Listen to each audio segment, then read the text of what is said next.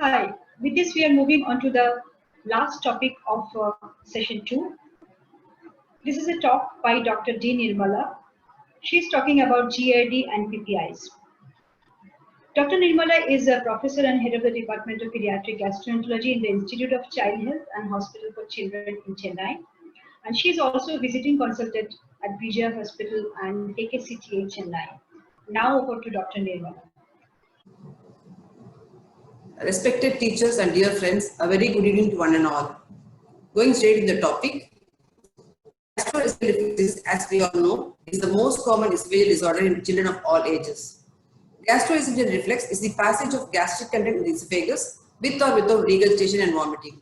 When this gastroesophageal reflex leads to troublesome symptoms that affect daily functioning or there are complications, then it's called gastroesophageal reflux disease. In physiological regurgitation, on the other hand, also called as spitting or possetting, the process is mostly passive or effortless. In vomiting, the material is usually forcefully expelled from the mouth.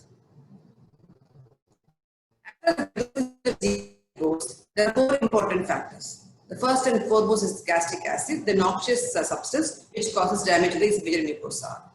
Adding fuel to fire is the pepsin, which adds to the damage caused by the gastric acid. It's one of the most potent acids known. The hydrochloric acid is the most potent acid known to humans. The second one is the structural integrity, function, and competence of the lower esophageal sphincter that it neither prevents or allows reflux. The lower esophageal sphincter is usually from the circular muscle fibers in the lower end of the esophagus, which is reinforced by the crural fibers of the diaphragm. This prevents the reflex of gastric content into the esophagus. In addition, the LES is maintained as a tone that is around 2 to 3 millimeter above the level of the pressure inside the stomach, which prevents reflex of gastric content into the esophagus. The third important is the esophageal defense mechanism, which is primarily formed by the esophageal mucosa, the stratified squamous epithelium, which by itself is resistant to the action of the acid. In addition, the tight junctions prevent the efflux of acid and the damage caused by the acid. In addition, the motility of the esophagus, the gravity, and the saliva from the mouth also helps to dilute as well as to expel the reflux into the stomach. The fourth is the sensory mechanism. The sensory mechanism usually they are the result of the damage to the esophageal mucosa causing inflammation and thereby stimulating the nerve endings. These are responsible for the atypical manifestation of GERD. GERD, the manifestation of GERD can be the esophageal manifestation or esophageal manifestation. In younger children, that is less than 8 years, or children who are not able to report symptoms, generally excessive regurgitation, food refusal, anorexia, unexplained crying, or choking, gagging, or coughing, sleep disturbance, and abdominal pain can be taken as symptoms suggestive of GERD. Whereas in older children, the typical reflex system characterized by heartburn, regurgitation, and bitter sense at the back of the mouth occurs. Sometimes the children may present with symptoms of esophageal injury like reflex esophagitis, reflex stricture, Barrett's esophagus, and adenocarcinoma, but usually these are not cannot be diagnosed by history alone, can be diagnosed only by investigations. As far as the extraesophageal manifestation of a GERD is concerned, there is definite association with Sandifer syndrome and dental erosion. Sandifer syndrome is nothing but the dystonic posturing of the eyes, neck muscles, and the back muscles associated with children with GERD less than 2 years of age. Other conditions like asthma, pulmonary fibrosis, bronchopulmonary dysplasia, chronic cough, chronic laryngitis, hoarseness of voice, sinusitis, serious otitis media can also be due to GERD. In addition, pathological apnea, bradycardia, and apparent life-threatening events which occur in younger infants or newborn are also supposed to be suggested to be, are also maybe due to GERD. According to this survey done in Chicago way back in 2000, the symptoms of GERD has been found to occur in all age groups, ranging from 3 years to 17 years. Similarly, when the complications of GERD were analyzed by using endoscopy, they found that the complications like reflex encephalitis were more common in older children than in the younger children. And as indicated by this study, all the extraesophageal manifestations like asthma, pneumonia, laryngitis, cough, otitis media, sinusitis, chest pain were more prevalent among children with reflux than when compared to controls. Thus, there was one survey done among 205 parents whose children were suffering from GERD, and they were able to say that at least 65% of children, the sleeping habits were disturbed, and eating habits were disturbed in about 72% of children. And school performance was poor in about 53% of children with GERD, and social activities were also poor in such children. So just indicating that definitely the GERD affects the children's day-to-day lives. How will you diagnose GERD? As any other condition, the important is history and physical examination. In the history and physical examination, you have to look for the red flag symptoms and signs so as to note the differentials. What are the bilious vomiting? When the child has bilious vomiting, it could be due to surgical cause. When the child has GI bleed, then it could be due to an inflammatory condition of the GIT. Forceful vomiting usually indicates CNS cause or any obstruction. Onset after 6 months of life usually indicates not sensitive of GERD, and failure to thrive, you know that always it indicates organic cause. Similarly, when you examine the patient and you find lethargy, bulging fontanelle, macromegacephaly seizures, then it could be due to a CNS cause. Hepatosplenomegaly generally suggests some metabolic disorders, and abdominal tenderness or distension can indicate a surgical cause. Sometimes where there is documented history of genetic or metabolic syndrome, generally you have to rule out before banning the child as GERD. There is no gold standard in the diagnosis of GERD. Actually, barium contrast study is more useful to evaluate the anatomical abnormalities of upper than to diagnose GERD. Similarly, gastric scintigraphy, which was very, very popular once upon a time, we may not evaluate GERD, only the immediate post-brand GERD. The other advantages of scintigraphy is that it can detect minute aspiration to the respiratory tract, and similarly, it can also assess the gastric emptying time. Esophageal pH monitoring as of now is the best test to diagnose GERD. It not only can quantify the GERD, it can also correlate the episodes of reflux with signs and symptoms. Now it's been combined with pH monitoring. pH meters were not able to differentiate between acid and non-acid reflux. Now by combining them with the luminal impedance manometry, we are able to even differentiate between reflex and non-reflex and non-acid reflex, acid and non-acid reflexes. But we cannot use pH monitoring for each and every patient. Only the patient who has got atypical manifestations, or if they have occult GERD, or we want to assess some form of treatment, or before you want to evaluate before a pre or after surgery, then you can use the esophageal pH monitoring. It's not a routine test. Endoscopy and biopsy, you know that it needs a specialist care, and it's very, very poor sensitivity, and mainly it's used only for the diagnosis of complications like esophagitis, peptic stricture, or Barrett's esophagus. So we are stuck with no definitive diagnosis. We are stuck with the empirical treatment with PPIs. So the proper inhibitor trial is a valuable diagnostic and therapeutic tool. Empiric short period of treatment is usually for 2 to 4 weeks. Sometimes can be extended up to 12 weeks depending on the response to treatment. Can be tried in children suspected to have GERD.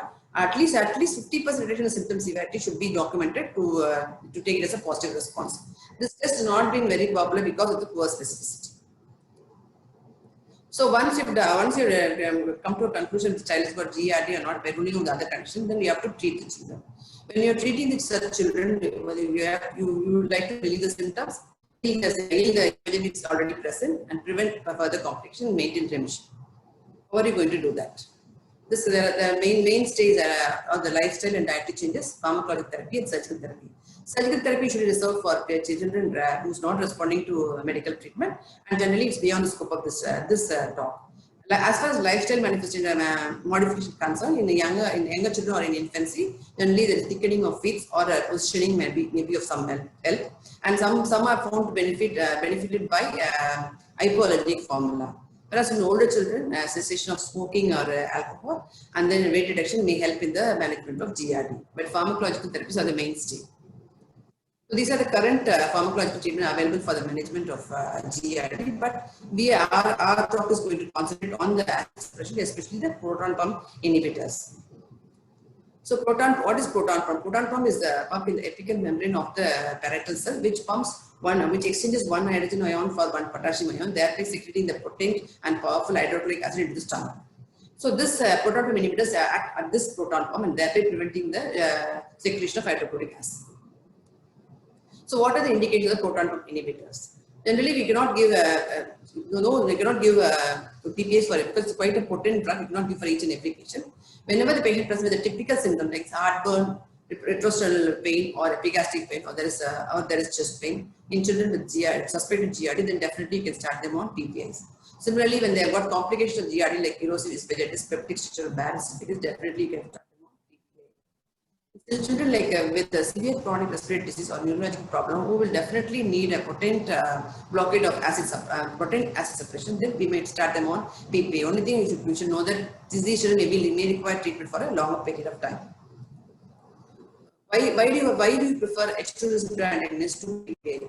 We think that PPAs are superior to H2 agonists because we know that both with respect to symptoms and healing of lesions, the PPAs have found to be better than H2 receptor agonists by various studies. Similarly, the effect of PPAs does not decrease with chronic use, like in the case of H2 receptor, which exhibits H2RAs, which exhibit tachyphylaxis. Similarly, PPAs are able to maintain the gastric pH more than 4 for longer periods. And it can also inhibit secretions due to induced by feeding, which is not seen in case of H2 receptor antagonists. Similarly, in addition to the other effects, it also reduces the intragastric volume, thereby facilitating the faster gastric emptying and also decrease the amount which is reflected into the esophagus. Thus, PPAs are superior to H2 receptor antagonists in acid suppression. These are the various formulations of PPA currently available and have been found to be useful in children also, and the dosage also is given in the table below. As with any other drugs, the PPAs are not without side effects, and that's why, though they are not very side effects are not very ominous, always look for them whenever you start them on PPAs, especially the interaction with other drugs like clopidogrel and INH. And idiosyncratic reactions are very minor and small. Hypergastrinemia can occur on long-term use, and similarly, drug-induced hypochlorhydria can to increase. They may become more prone for infections. Some side effects like increased risk of fractures and acute intestinal nephritis have been noticed more in adults than in children. Like the PPAs have got many limitations because they have to take on empty stomach because the PPAs act best in acid pH. Similarly, they cannot be they have to need a electric coating because the PPA get destroyed in the stomach. And there are until date no liquid formulations available for PPAs, which may be more useful for children. And it cannot be crushed because they get if you crush or open the tablet, then it will get activated in the gastric acid. Thereby, it may not be potent.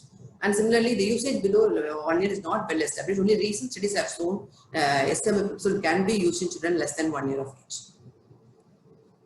So what is refractory GERD? When the GERD is not responding to optimal treatment at least for 8 weeks, then you can call it as refractory GERD. But the most common factors response for refractory GERD are one is non-compliance. So always ensure compliance before branding them as refractory GERD.